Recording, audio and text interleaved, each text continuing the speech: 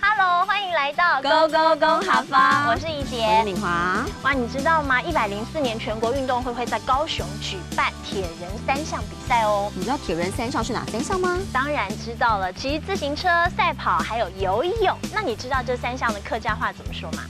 自行车叫做资行茶，资行茶。那么游泳呢？游泳叫做洗身内。哦，洗身内就是在水里头洗身体的意思喽。哦，洗蹦蹦啦。那赛跑你会说吗？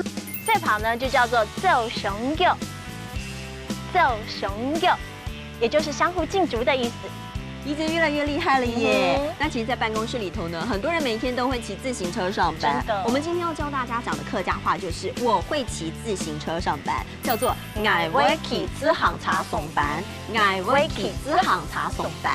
哇，现在学了这么多，是不是应该要赶紧去试一试，看看这些话能不能运用上呢？二话不说 ，Let's go go go go 哈发，我们要运动去喽！运动喽！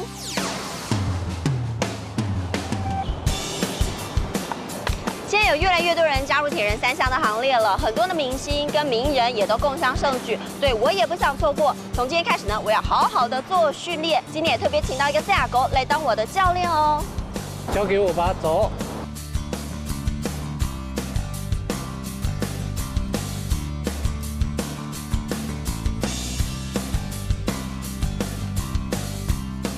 赛亚狗。资行茶如果是正式比赛的话，要骑几公里啊？资行茶正式比赛的话是40公里。哦，那赛神内呢？赛神内1.5公里。那做熊狗呢？做熊狗的话，正式比赛是10公里。哇，那总共是51.5公里耶！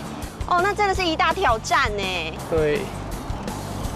不过没关系，我今天一定要好好训练我自己的体能。自行车我要骑2个小时。那自行车你先骑完之后，那我们等一下休息一下，我们再来赛神内跟做熊狗喽。没问题，走吧。走。